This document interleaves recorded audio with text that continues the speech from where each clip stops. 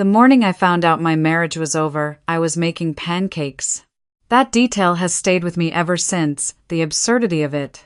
I was standing at the stove in my favorite Saturday sweatshirt, the blue one, with a small bleach stain near the hem that I kept meaning to throw away, pouring batter into circles while my husband sat at the kitchen island scrolling through his phone. The apartment smelled like maple syrup and coffee. Our coffee maker had a little crack in the handle, and I always made a mental note to replace it, and never did. The morning felt so ordinary, it almost hurt to remember it later. My husband looked up from his phone and smiled at me. Not a big smile, just the comfortable, automatic kind that married people give each other after enough years together. He said the pancakes smelled amazing. He said I always got the edges perfect. He said he didn't know how I did it. I told him I'd been making them since I was 9 years old. He already knew that. He nodded like it was new information. We ate together at the island, the way we always did on Saturdays. He had his coffee black. I had mine with oat milk. We talked about whether to get new curtains for the living room and whether the neighbors below us had finally gotten rid of their dog because the barking had stopped. Regular conversation. The kind that feels like the furniture of a life, unremarkable until it's gone. He set his fork down before he finished eating. I noticed because he always cleaned his plate. 10 years together, and the man had never left food behind. So when the fork clicked against the ceramic and he folded his hands on the counter, something shifted in the air before he even opened his mouth. He said my name the way people say it when they've been rehearsing. He told me he needed to be honest with me, because I deserved that. He said honesty was the foundation of respect. He actually used those words. I remember thinking it sounded like something lifted from a self-help podcast, and then I remember the rest of what he said, and I stopped thinking about podcasts. Her name was Jenna. They worked together. He had been seeing her for 14 months. She was pregnant, 11 weeks along, and he wanted to do the right thing. He wanted to be present for his child. He said he cared about me deeply, but that caring about someone wasn't always enough to sustain a marriage, and he hoped I understood that. I stood there, holding a spatula. I don't know why I didn't put it down. I just stood there with it at my side, like I might still need it, while my husband explained, in a calm and measured voice, that he had already spoken to a lawyer. That the paperwork was mostly drafted, that he thought it would be best if I moved out by the end of the month, since his name was on the lease and since Jenna would be moving in, and it wouldn't be appropriate for all three of us to share a space. He said he hoped we could be adults about it. He said he didn't want things to get ugly. Then he picked his fork back up and finished his pancakes. I don't remember walking to the bathroom. I just remember being in it, sitting on the edge of the tub with the door locked, the spatula still in my hand, staring at the grout between the floor tiles. The sounds of the apartment reached me through the door. The scrape of his stool pushing back from the island. The clink of dishes in the sink. The low murmur of the television turning on. Life continuing at its regular volume while mine had gone completely silent. I stayed in that bathroom for a long time.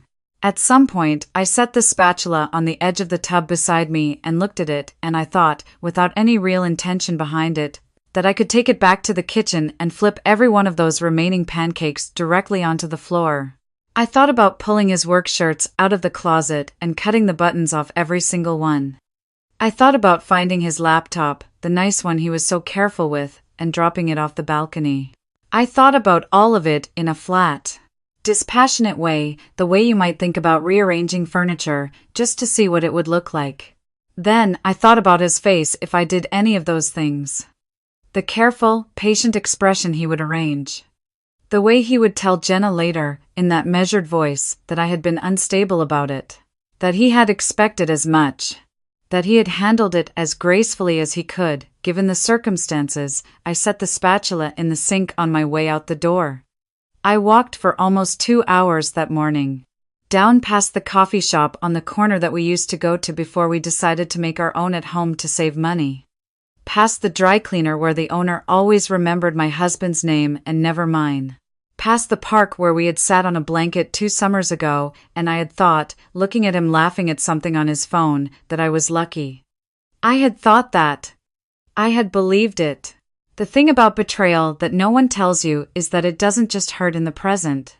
It reaches back. It rewrites. Every memory I had of the last 14 months rearranged itself while I walked, taking on new shape, new shadow. Every late night at the office. Every weekend trip he took without me. Every time he had been distracted or distant, and I had told myself he was just stressed about work because I trusted him, because trust was what we had agreed to give each other. 14 months. 11 weeks pregnant. He had already spoken to a lawyer. He had planned this without me knowing. He had sat across from me at that kitchen island hundreds of times over the past year, eating the food I cooked, sleeping in the bed I made, saying I love you in the dark before we fell asleep, while already building a door out of our marriage and waiting for the right moment to walk through it. When I finally came back to our building, I couldn't make myself go upstairs. I sat down on the bench just inside the lobby, the one that had always struck me as strange, a bench in a lobby with no doorman, as though someone had designed the space for a different kind of building and then changed their mind. The older woman who lived on the third floor came through the front door while I was sitting there, carrying 2 canvas grocery bags and wearing a coat she had clearly owned for 20 years. Her name was Rose. I knew her to say hello to hold the elevator for. She was in her late 60s, silver-haired, with the kind of face that looked like it had decided to stop pretending a long time ago. She looked at me the way people look at someone sitting alone in a lobby on a Saturday morning, and she asked if I was all right. I told her I was fine. She set her grocery bags down, sat beside me on the bench, and said that I didn't look fine and that she had nowhere to be for the next hour if I wanted to talk. I don't know why I told her. Maybe because she was a stranger in the way that neighbors are strangers, familiar enough to be safe, distant enough to be honest with. Maybe because I had been holding it in my chest for 2 hours and my body couldn't do it anymore. She listened without interrupting. When I finished, she didn't tell me everything happens for a reason. She didn't tell me I was better off. She was quiet for a moment, and then she said that her first husband had done something similar 23 years ago. Not another pregnancy, but another woman, another plan made without her, another conversation where he had been reasonable and calm while her whole life came apart. She said she had stayed. She had believed him when he said it was a mistake, when he said he would end it, when he said he loved her and only her. She had spent 3 more years trying to hold together something that was already finished, and she had lost those 3 years to a grief that could have been done sooner. She said she wasn't telling me what to do. She said she didn't know my situation. But she said that the most important thing she had learned, the thing she wished someone had told her when she was sitting exactly where I was sitting now, was that dignity was something you had to choose actively. No one was going to hand it to her. No one was going to hand it to me either. She picked up her grocery bags and went upstairs. I sat there for another 5 minutes. Then I took out my phone and called my sister. My sister arrived within the hour. She didn't ask me how I was feeling. She walked in, hugged me for a long time, and then pulled back and looked at me with an expression I recognized from childhood, the one she had worn every time something had been unfair and she was about to do something about it. She said, before anything else, that I needed to call a lawyer today. Not tomorrow. Not next week. Today. I told her it was Saturday. She said she knew a family law attorney who answered her phone on weekends. She said she was texting me the number right now. She said I should call before I did anything else, before I moved a single piece of furniture, before I agreed to anything my husband had said. I called. The attorney's name was Patricia, and she spoke to me for 45 minutes on a Saturday afternoon with the brisk efficiency of someone who had heard this particular story before and was not interested in letting it have the same ending twice. She asked me questions I hadn't thought to ask myself. Whether my name was on the lease. Whether we had joint accounts. Whether there were any shared assets beyond the apartment. Whether I had paid for anything in the marriage with my own earnings that could be documented. That last question was the one that changed things. I had paid for things. Many things. I was a graphic designer with my own clients, my own income, my own accounts separate from my husband's. I had paid for the furniture in that apartment. The couch we picked out together from a small shop in the warehouse district. The dining table his mother had once said was too modern for her taste. The bed frame, the bookshelves, the kitchen appliances we had replaced 2 years ago when everything seemed permanent and I was still buying things for a future I believed in. I had receipts. Patricia told me not to move out yet. She told me that agreeing to leave voluntarily could complicate things. She said his name on the lease did not mean I had no rights, and that moving out on his timeline, before any legal process was initiated, was not something I was required to do. She said she would file a response to his attorney on Monday, and that I should document everything I had purchased, everything I could prove was mine.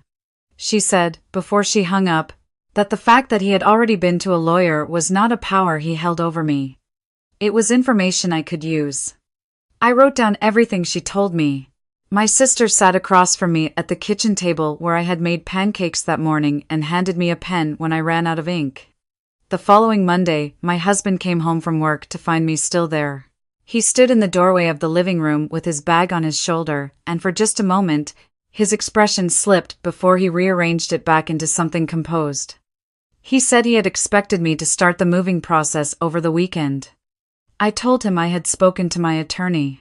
He said he thought we had agreed to handle this civilly. I told him I agreed, and that was exactly what my attorney was helping me do. I handed him Patricia's card and suggested he have his lawyer contact her directly. Then I went back to the book I was reading. He stood there for another few seconds. Then he went to the bedroom and closed the door.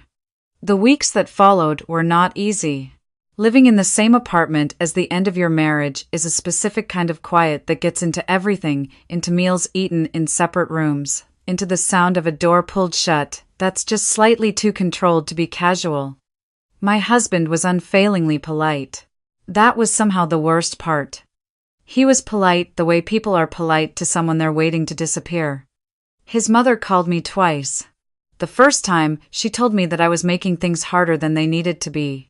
The second time, she told me that her son was a good man, that these things happened in marriages, and that my stubbornness was only going to hurt me in the long run. I let her finish. Then I told her that my attorney was handling the details and that I would leave it at that. She called me ungrateful. She said I had always clung to things that weren't mine. She said I had never been right for her son, and that the kindest thing I could do was accept it and move on with some grace. I told her I hoped she had a good evening. Then I ended the call. Patricia had told me to document everything, so I did. I went through 4 years of bank statements, email receipts, credit card records. I photographed every piece of furniture I had bought with my own money. I found the receipt for the couch, the table, the bookshelves. I found the documentation for the kitchen renovation I had paid for half of. I found records of transfers I had made into our joint account over the years that I had not thought to keep track of because I had not thought I would need to. I found other things too. In a joint account I had nearly forgotten about, an account we had opened early in our marriage to save for a house and then mostly stopped using, I found a pattern of transfers I didn't recognize. Small amounts at first. Then larger. Over the course of 11 months, just under $18,000 had moved out of that account in increments, routed to an account that wasn't mine. I called Patricia. She was quiet for a moment. Then she asked me to forward her everything. What she found, working with the financial examiner she brought in, was that my husband had been systematically moving money out of our shared assets during the period he was making his plans. Not illegal on its face, since they were technically joint funds. But documentation of intent mattered. The timing mattered, the pattern mattered. Patricia said this changed things. The morning of the court date, I wore the gray dress I had bought for a client presentation 3 years ago. I did my own hair. I ate breakfast alone at the kitchen island for the last time, and I thought about the woman who had sat in this same spot not so many weeks ago, holding a spatula, deciding not to break things. My sister met me outside the courthouse. She had taken the morning off work. She didn't say much. She just stood beside me while I breathed the October air and watched people in suits move in and out through the glass doors. Inside, my husband sat at the opposite table with his attorney. He was wearing the charcoal suit. He looked neat and composed and faintly bored, the expression of a man who expects to win something by attrition. His mother sat in the gallery behind him. Jenna was not there. Patricia sat next to me, her documents in order, her handwriting in the margins of every page. The proceedings took less time than I had expected. My husband's attorney made his case, Patricia made ours. The financial documentation was entered into the record. The judge was a woman in her 50s who reviewed every page without expression. My husband looked at me once during the proceedings. I don't know what he was looking for. I looked back at him steadily and then returned my eyes to the front of the room. The ruling was not everything. It never is. But it was enough. The documentation of the transferred funds was taken into account in the division of assets. The furniture I had receipts for was awarded to me. Patricia had also pushed on the apartment lease, and the judge agreed that I had established sufficient financial and practical claim to the space that my husband could not unilaterally require me to vacate it. He could buy me out, or one of us could choose to leave. But the timeline was no longer his alone to dictate. His mother made a sound in the gallery, the judge gave her a look. Outside afterward, my husband stopped me on the steps. He said he thought I had made things unnecessarily complicated. He said he had tried to be fair. I looked at him for a moment, at the familiar lines of his face, the face I had studied so many times over so many years. I thought about all the things I might have said. I thought about the 14 months. I thought about the pancakes. I said that I hoped he and Jenna would be happy. I meant it as a true statement, not a kind one. Then I walked down the steps. My sister was waiting at the bottom. She didn't ask me how I felt. She knew how I felt. She just put her arm through mine and started walking, and I walked with her. The apartment was mine for another 60 days while the logistics sorted themselves out. My husband moved in with his mother. The charcoal suit went with him, and the coffee maker with the cracked handle, and the framed photograph of the two of us at the coast that I had always been the one to dust. I kept the couch, I kept the table, I kept the kitchen appliances and the bookshelves and every book on them that was mine. I kept the small drawing I had done myself, early in our marriage, that had hung in the hallway for years and that he had never once mentioned. The night after he finished moving his things out, I ordered takeout and sat on the couch alone in the quiet apartment. The space felt different without his particular weight in it. Strange and too large, and also, underneath both of those things, something that it hadn't been in a long time. It felt like mine. I thought about Rose, sitting beside me on that lobby bench, with her grocery bags on the floor, talking about dignity as a choice. I thought about my sister, handing me a pen. I thought about Patricia's voice on the phone that Saturday, asking me the questions I hadn't thought to ask myself. I thought about the woman who had stood in this kitchen on an ordinary Saturday morning and decided not to break things. I found a new apartment 2 weeks later, smaller, a third-floor walk-up in a neighborhood I had always liked but my husband had found inconvenient. It had big windows facing east. The floors were original hardwood, a little uneven in places. There was a coffee shop 2 blocks away that I had never been to. On moving day, my sister brought boxes and coffee. She brought her boyfriend, who was large and quiet and efficient with a hand truck. She brought her daughter, who was 6 years old, and asked me approximately 40 questions about every item I owned, and whether I was sad, and whether sad meant crying, and whether crying was the same as being done being sad. I told her crying was how you got done being sad.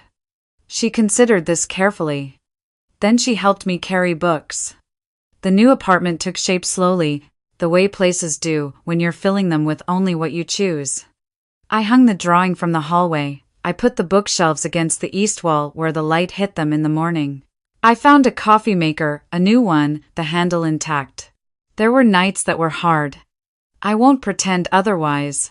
There are things grief does in the dark that it doesn't do in the daytime, questions it asks about who you were and whether you should have seen it and what the last 10 years were worth. I let those questions come because there was no outrunning them and because I had learned, somewhere in those weeks of spatulas and bank statements and courthouse marble, that the thing you don't run from is the thing that eventually loses its power over you. I called Rose once, a few weeks after I moved. I had gotten her number from the building directory before I left. I told her I had wanted to thank her for what she had said on the bench. She said she didn't remember saying anything particularly useful. I told her she had. I told her things had worked out. Not perfectly, not without cost, but in a way I could stand behind. She said she was glad. She said it quietly, the way people say things they mean. I sat on my couch after I hung up, in my new apartment with the east-facing windows, and I watched the light move across the uneven floor. Outside, the city went on the way it always does, indifferent and enormous, and full of people living through things in private. I thought about how many of them were sitting somewhere right now, in the middle of something they hadn't chosen, holding spatulas, figuring out what they were going to do next. I hoped they called someone who answered on Saturdays. I hoped they wrote things down. I hoped they understood that walking towards something, even when you weren't sure what it was, even when your hands were still shaking from what you'd walked away from, was still walking forward. Patricia sent me a card after everything was finalized. A plain card, the kind you buy at a drugstore, and she had written in it, in quick slanted handwriting, that it had been a pleasure to work with me, and that she hoped I found whatever I was looking for. I put it on the windowsill beside the drawing. I didn't know exactly what I was looking for. But I knew what it wasn't. It wasn't the kitchen island where I had eaten pancakes and missed the signs. It wasn't the charcoal suit or the cracked coffee maker or the comfortable, automatic smile of someone who had already decided to leave. I was 32 years old, and I had east-facing windows and a coffee shop I had never been to. That seemed, for now, like enough to go on.